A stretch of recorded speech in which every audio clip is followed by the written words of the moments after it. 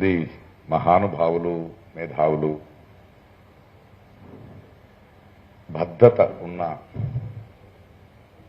ఈ సభలో ఏం మాట్లాడుతున్నా నాకు అర్థం కావట్లేదు.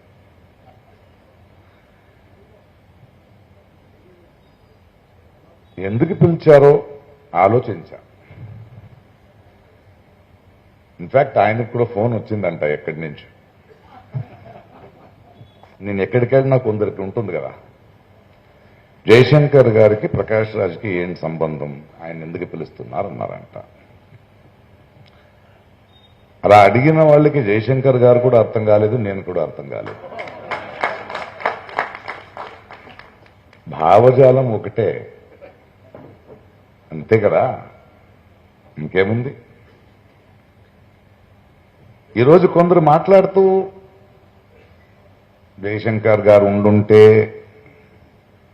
తెలంగాణను చూసేవాళ్ళు అంటున్నారు. ఇప్పుడు ఈ మాటలు వింటుంటే నాకు తమిళ్లో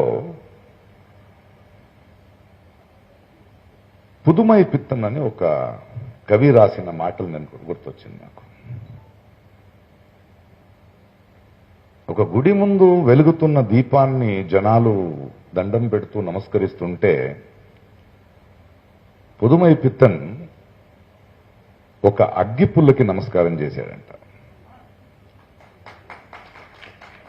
ఎందుకని అడిగితే, వెలిగే జ్యోతి కన్నా వెలిగించిన అగ్గిపుల్ల పెద్దది కదా. అంటే ఈరోజు వెలుగుతున్న తెలంగాణ అనే ఈ జ్యోతి ఏముందో దానికి అగ్గిపుల్ల ఒక నినాదమే కదా. మట్టి పనికైనా మనోడే కావాలా. ఈరోజు ఆయన జయంతి రోజు మనం ఇక్కడ కలిసాము, ఆయన గురించి మాట్లాడుతున్నాము, ఆయన స్మరణ చేస్తున్నామంటే ఆయన తెలంగాణకి కారణమైన అగ్గిపుల్లే. ఈ వేదిక మీద ఇప్పుడు నేను మాట్లాడాలి.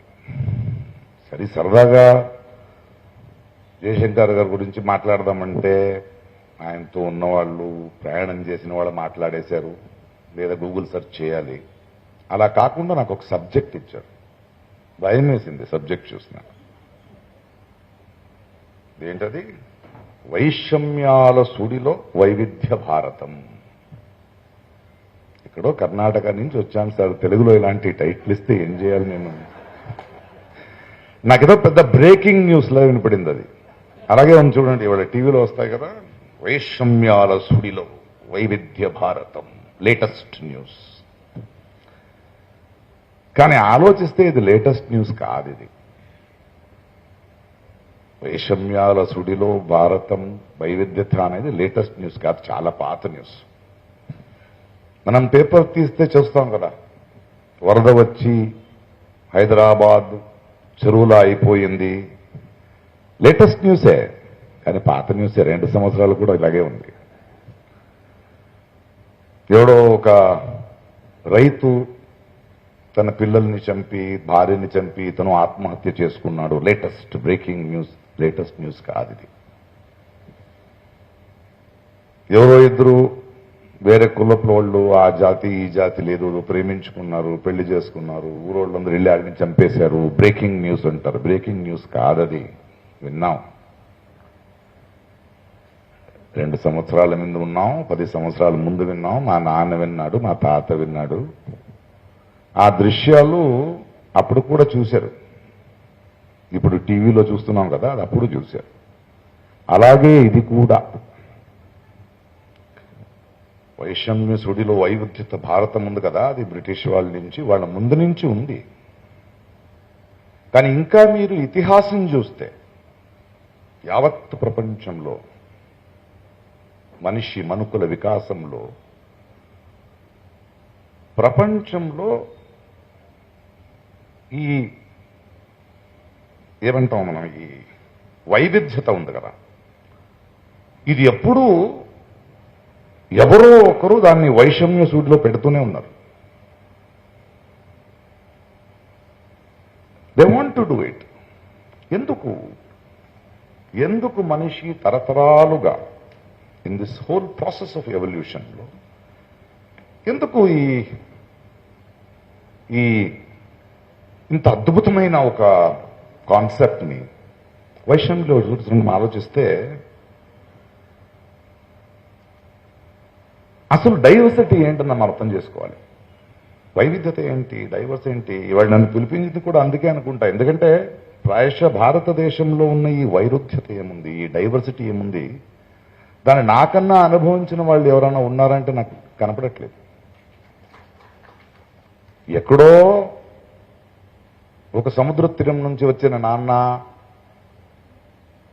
మంగళూరు నుంచి, ఇంకెక్కడో ఎండిపోయిన గదగ, బెట్టగేరి, బళ్ళారి లాంటి ప్లేస్ నుంచి అమ్మ వలస బెంగళూరుకు వచ్చి అక్కడ పుట్టిన నేను, తమిళు, తెలుగు, కన్నడ, మలయాళం, హిందీ, ఇలా ఎన్నో నదులు, ఎన్నో భాషలు, ఎన్నో సాహిత్యం, ఎన్నో స్నేహితులు. ఈ దేశానికి ఉన్న ఈ వైరుధ్యం ఏముంది, ఇది ఏముందో, దిస్ డైవర్సిటీ, దీన్ని నాకన్నా అనుభవించిన వాడు ఇంకొకటి లేడేమో. ముందు డైవర్సిటీ అంటే ఏంటి?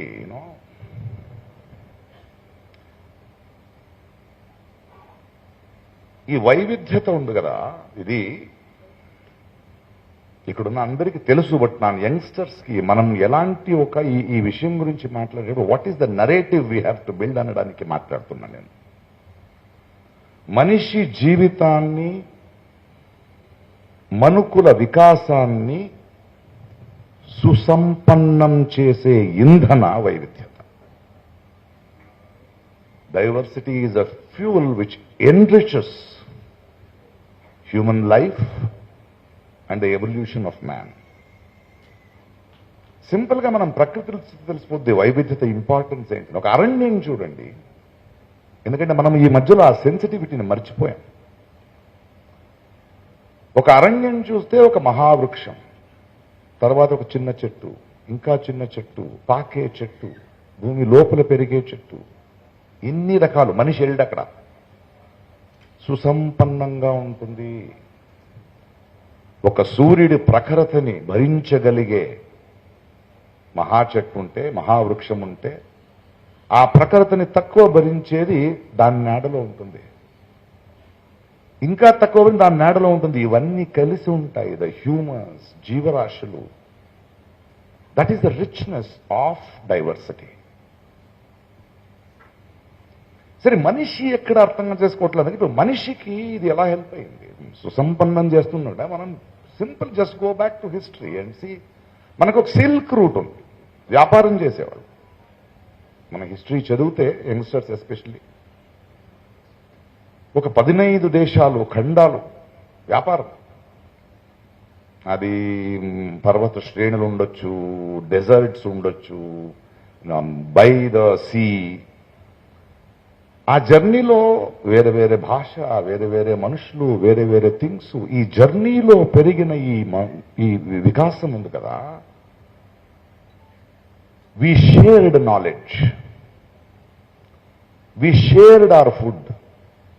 మన భాషని, సాహిత్యాన్ని, ధర్మాన్ని, వివేకాన్ని. ఎందుకంటే మనిషికి బేసికలీ కొత్త దానికి అడాప్ట్ అయ్యే అద్భుతమైన శక్తి ఉంది, ఆ పాసిబిలిటీ ఉంది టు గ్రో. వీళ్ళు ఒకే భాష, ఒకే దేశ, ఒకే ధర్మం అంటారు కదా, వీళ్ళకి ఎలా అర్థం అవ్వాలి ఇది? వీళ్ళు పూజల వాడో పట్టుచీర చైనా నుంచి వచ్చింది. మన ఇప్పుడు చైనాకు ప్రయాణం చేయకపోతే ఇంకా ఆకలి కట్టుకుని తిరిగేవాళ్ళ వీళ్ళు. Shouldn't we understand that there is so much to learn. ఎన్నో ధర్మాలు వచ్చాయి, ఆ ధర్మంలో ఉన్న గొప్పతనం మనం నేర్చుకోగలిగాం. మన ధర్మంలో ఉన్న దౌర్జన్యాన్ని మనం మార్చుకోగలిగాం బికాస్ ఆఫ్ ద ఎక్స్పోజర్. ఒక దిగంతంనే చూసుకుంటూ బ్రతకలేము మనం. ఆ దిగంతాన్ని చేరుకున్న తర్వాత ఇంకో దిగంతం వస్తుంది, ఇంకో ఎన్ని దిగంతాలు చూస్తావో అంత సుసంపన్నం అవుతాం కదా మనం. మనమందరూ కలిసి ఒకరికొకరు ఇచ్చిపుచ్చుకుని బ్రతకాలి కదా. This is what the silk route. భోజనం చూడండి, ఒక బిర్యానీ తినండి మీరు, అందులో కలిసి ఉన్న వైవిధ్యత. ఎక్కడి నుంచి వచ్చింది మసాలాలు, ఎక్కడి నుంచి వచ్చింది ఉల్లిపాయ, ఏ ప్రాంతం నుంచి తెస్తాం రైసు, అవన్నీ కలిపి ఒక వంట చేస్తే ఆ ఘమ ఫుడ్, అక్కడ వైవిధ్యం కావాలి మనకు. That is food. భారతదేశంలో చేపల గురించి చూడండి, 3 సైడ్స్ సీ. ఇక్కడ అరేబియన్ సీ ఉంది, బే ఆఫ్ బెంగాల్ ఉంది, ఇక్కడ ఇండియన్ ఓషన్ ఉంది. మనలోనే చేపలు ఎలా తింటాము, ఎలా వండుకుంటామని చూస్తే గుజరాత్ టేస్ట్ వేరు, గోవా టేస్ట్ వేరు, మహారాష్ట్ర టేస్ట్ వేరు, మ్యాంగ్లూరు టేస్ట్ వేరు, కేరళ టేస్ట్ వేరు, తమిళనాడు టేస్ట్ వేరు, ఆంధ్ర టేస్ట్ వేరు, వెస్ట్ బెంగాల్ టేస్ట్ వేరు. వీటిని సంభ్రమిస్తూ బ్రతుకుతున్నాం కదా.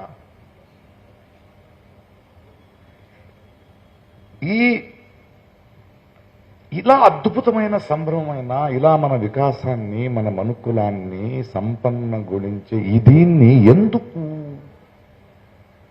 కట్టిపడేస్తున్నారు అంటే,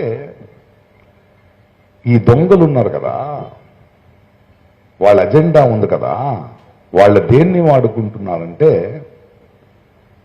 జెనోఫోబియా అని ఒక వ్యాధి ఉంది. జెనోఫోబియా ఎక్స్ నుంచి స్టార్ట్ అవుద్ది, చదవండి యంగ్స్టర్స్. మనిషికి బేసికలీ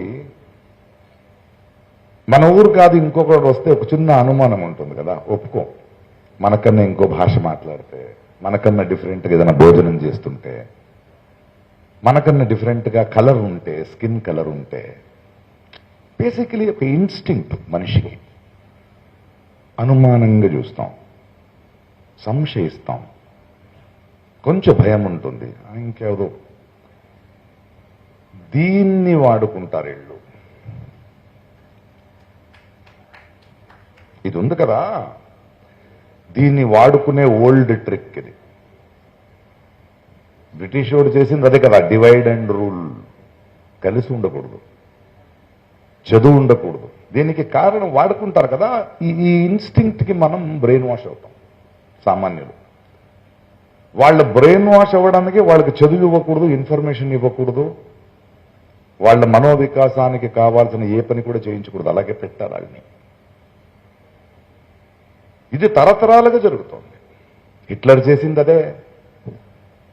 మన కులమే గొప్పది, ఆడికి పర్సనల్ యాంగర్ ఉంది జ్యూస్ మీద, దాన్ని పొలిటికల్ ఇలా చేసుకో. ఫస్ట్ వరల్డ్ వార్ అదే, సెకండ్ వరల్డ్ వార్. అండ్ వీళ్ళు మళ్ళీ ఇవాళ మన మహాప్రభు ఉన్నాడు కదా, ఆయన దాకా చెప్తున్నా నేను.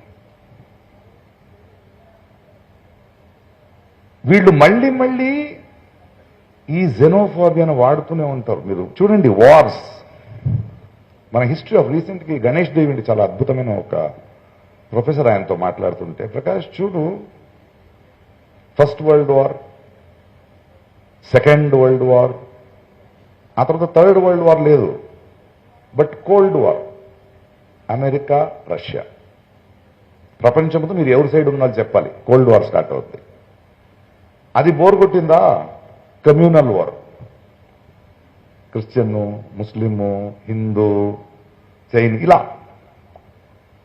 ఇప్పుడు కొత్త వార్ స్టార్ట్ అయింది. ఇప్పుడు మనం మెలుకోకపోతే ఇంకో 10 సంవత్సరాలు మళ్ళీ మనం అలాగవుతాం. It is called the tariff war. ఈ దొంగలు చేసేది ఎలాగైనా ఏదో ఒక బార్డర్ రాయాలి, ఒకరికొకరు చిచ్చు పెట్టాలి, కలవకూడదు, విశ్వమానవుడు అవ్వకూడదు ఒక మనిషి. అందుకే వీళ్ళకి డెమోక్రసీ వద్దు. ఏం చేస్తారంటే, మనం అర్థం చేసుకోవాల్సింది, ఈ వైషమ్య సుడిలో ఈ వైవిధ్యతను కోసం వాళ్ళు ప్రజాస్వామ్యం వద్దళ్ళకి. మీరు ప్రజలు రాజకీయం చేయకూడదు, వాళ్ళు చేయాలి. దానికి ఒక నరేటివ్ బిల్డ్ చేస్తారు. వాళ్ళు ఏం చేస్తారంటే, ప్రజాస్వామ్యం అంటే మీరందరూ కూర్చొని మా నియోజకవర్గంలో మనల్ని ప్రచురించేవాడని మనం కలిసి మాట్లాడుకుంటూ ఎన్నుకుంటాం కదా, అది వద్దు. వాళ్ళు మీకు అజెండా ఇస్తారు. మీ ధర్మం డేంజర్లో ఉంది, నీ భాష డేంజర్లో ఉంది, నీ కులం డేంజర్లో ఉంది, మీకేం అర్థం కావట్లేదు, సో మాకు కాంట్రాక్ట్ ఇవ్వండి, మేము చూసుకుంటాం.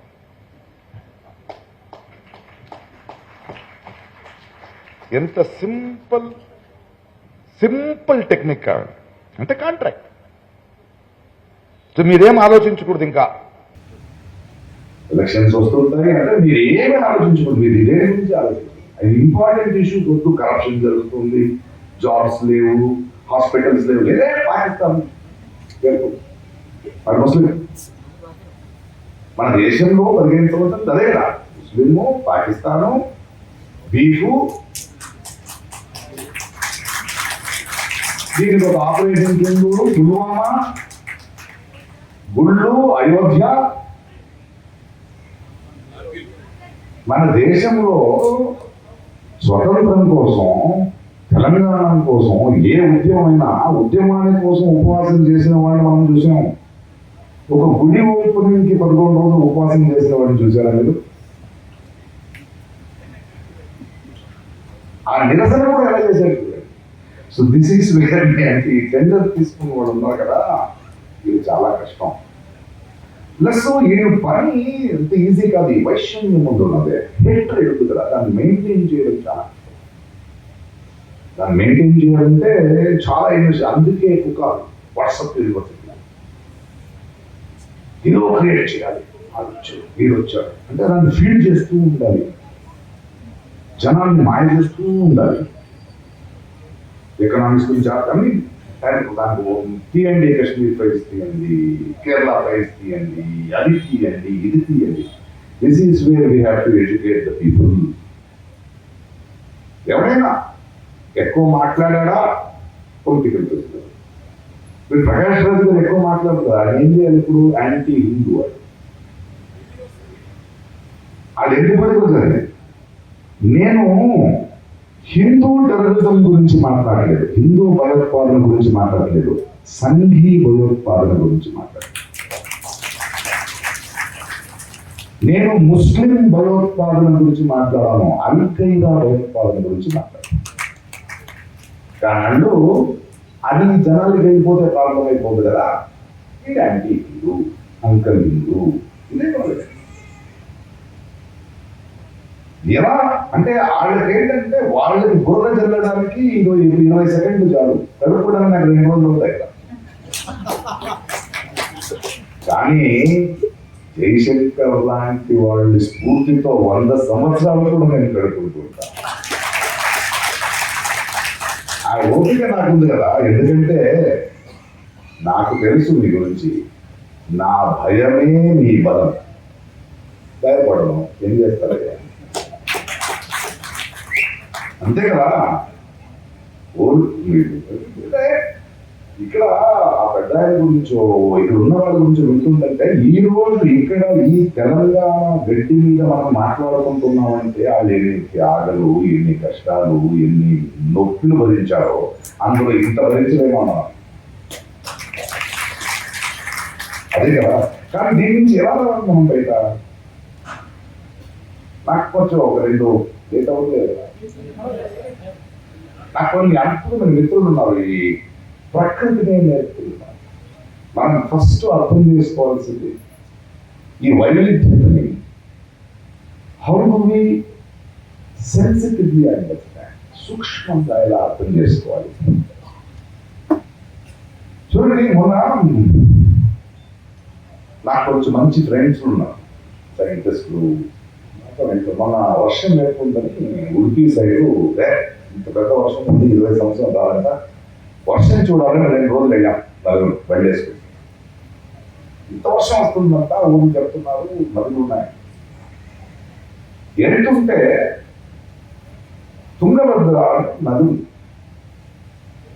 దాంట్లో డ్యామ్ పెట్టారు. ఆ డ్యామ్కి గేట్లు ఉన్నాయి, అది ఐరన్ గేట్స్. అది రిపేర్కి వచ్చింది. రిపేర్కి వస్తే దాన్ని రిపేర్ చేయాలి, డబ్బు లేదు. దాన్ని రిపేర్ చేయాలంటే అక్కడ డ్యామ్లో వర్షాకాలంలో నీళ్లు కలెక్ట్ చేసుకుంటే ఆ తర్వాత ఈ తెలంగాణకి, ఆంధ్రాకి, కర్ణాటక కూడా వెళ్ళిపోతుంది. సో అక్కడ పెట్టిన డ్యామ్ ప్రకారం రిపేర్ ఏదైనా వస్తే తెలంగాణ నుంచి ఒక 5 కోట్లు, ఆంధ్ర నుంచి ఒక 10 కోట్లు, కర్ణాటక నుంచి 25 కోట్లు పెడితే అయిపోతుంది. 25 కోట్లు డబ్బు లేదు. ఇది రాజకీయం అంటే, రాజకారణం అంటే ఇప్పుడు నీళ్లు వాళ్ళు పెట్టట్లేదు, అక్కడ బ్లాక్ చేయట్లేదు. అందువల్ల లక్షలాది హెక్టర్ ఉన్న రైతులకి వాటర్ వెళ్ళారు. సో గవర్నమెంట్ ఒక రూల్ పంపిస్తుంది, ఒక రిక్వెస్ట్, ఈసారి ఒక పంట ఏంటి అంటే మీరు రెండో పంట తీయగలుగుతారు. ఇది ఇలా ఉన్నగా ప్రకృతిలో ఆయన ఒక వైల్డ్ లైఫ్ సైంటిస్ట్ ఆయన చెప్పాడు, ఎక్కడి నుంచో ఒక డక్ అది ఆ ప్రాంతానికి వచ్చి ఇక్కడ రెగ్యులర్గా ఈ నీళ్లు ఆపినప్పుడు ఆ నీళ్లు తీరానికి దగ్గర వస్తుంది కదా, ఆ టైంలో కరెక్ట్గా ఆ 1 monthలో అక్కడున్న ఒక చిన్న చెట్టుల మీద తన ఎగ్స్ పెట్టాయి. అవి 1 month తర్వాత బయట వస్తే దూకితే స్ట్రేట్ వాటర్లో పడుతుంది. కానీ ఇప్పుడు వాటర్ లేదు, పాప ఆ డక్కి ఈ గవర్నమెంట్ దగ్గర డబ్బు లేదనే విషయం తెలియదు.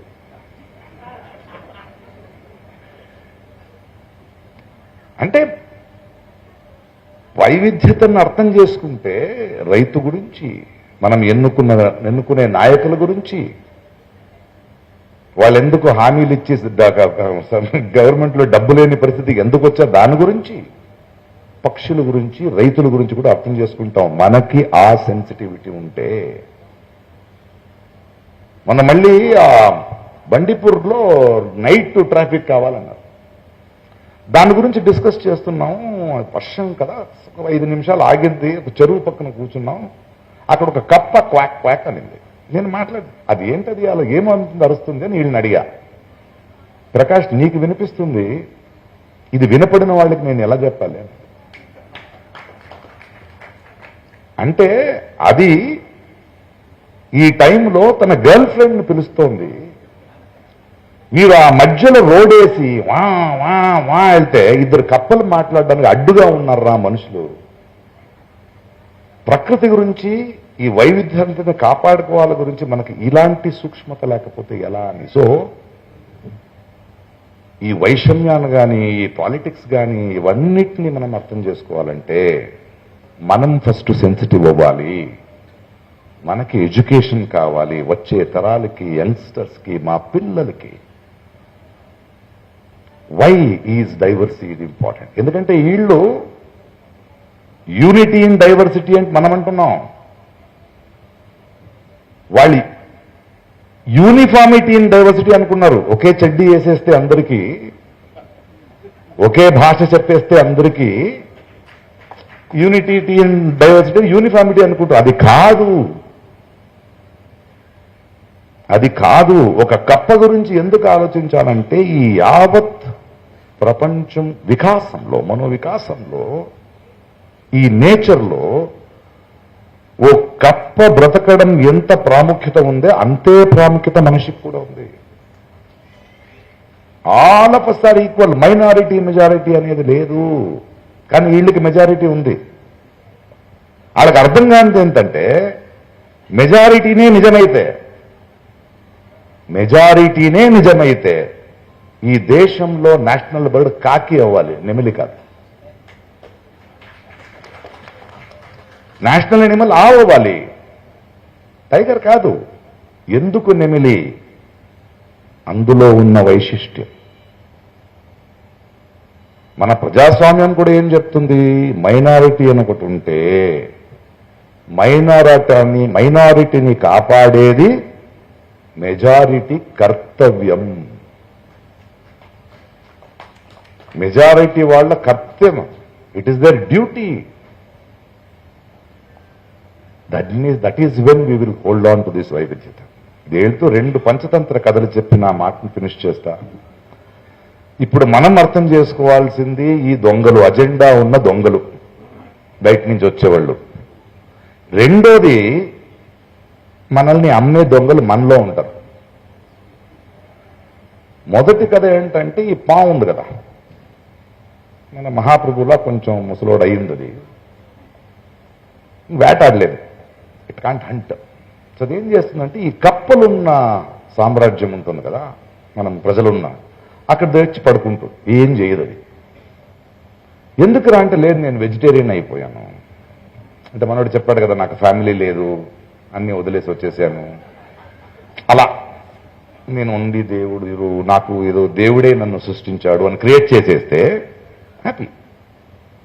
అలా ఉండంగానే పాపం ఇదేమవుతాయి కప్పులు అదే ఏం చేయడంటాడు. ఒక రౌండ్ తీసుకెళ్తా అలా కూర్చో అంటే ఒక రౌండ్ అన్ని తీసుకెళ్తుంది. ఇంకో పాము మన అమెరికా వాడు ఉన్నాడు కదా ట్రంప్, ఇదే రైట్ వింగే కదా, ఆడి చూసి ఒరే నువ్వేంట్రా ఇంత హ్యాపీగా బ్రతుకుతున్నావంటే మాయ చేసేసాను, హ్యాపీగా గంతులు వేస్తున్నారు, ఒక్కొక్కడే మిస్ అవుతుంది వాళ్ళకి తెలియట్లేదు అన్నాడు. అలాగే చంపుతారు. ఇంకొకరు ఉన్నారు మన సౌత్ ఇండియాలో, వాళ్ళు లేరు కదా, వాళ్ళని ఇక్కడ తీసుకోవడం వాళ్ళు ఉన్నారు. దానికి ఒక్కడు ఉంది పంచతంత్రులు, ఒక చిన్న బావిలో కప్పల సామ్రాజ్యం హ్యాపీగా ఉన్నాయి అవి. ఆ కప్పలకు మాత్రమే ఆ బావి నుంచి బయట వచ్చి లోపల వచ్చే దారి తెలుసు. అందులో ఒక కప్పని మిగతా 4 కప్పలు కొంచెం ఏడిపించాయి. ఆడికి జీవితంలో విరక్తి వచ్చేసింది. మీతో ఉండను నేను, ఇక్కడి నుంచి బయట వెళ్తానని ఆ దొంగదారి ఉంది కదా అందులో బయట వెళ్ళాడు. బయట వెళ్తే ఈ పాము వస్తుంది అక్కడ. ఆడికి ఒక ఐడియా వచ్చింది, ఒరే నువ్వు నన్ను తినొద్దు, మా దగ్గర కొన్ని బాగా భోజనాలు ఉన్నాయి, నేను తీసుకెళ్తాను అంటే ఓకే. వచ్చి ఆ దొంగదారిలో తీసుకొచ్చేసాడు ఆ పావుని. అది ఇలా ఉంటే దాని మీద హ్యాండ్ వేసి ఏరా ఇప్పుడు చెప్పండి రా అని. ఒరే వద్దురా, నేను కాదై ఆడిని తినేయి, వీడి మీద రైడ్ చేసేయి, వీడిని లోపలేసేయి, ఇప్పుడు వెళ్ళంటే ఎందుకు వెళ్తానంటుంది. ఆ పరిస్థితి వీళ్ళిద్దరూ తీసుకొచ్చారు కదా వాళ్ళకి అవుద్ది. కానీ ఈ కథల మూలంగా దొంగలెవరు, మనల్ని నమ్మేవాళ్ళు ఎవరు, ఇవన్నీ అర్థం చేసుకుంటూ వైషమ్యం సుడిలో డైవర్సిటీ ఉంది. కానీ ఇలాంటి సభలు, ఇలాంటి సంవాదాలు, ఇలాంటి స్ఫూర్తులతో లెట్స్ ఫైట్. Thank you.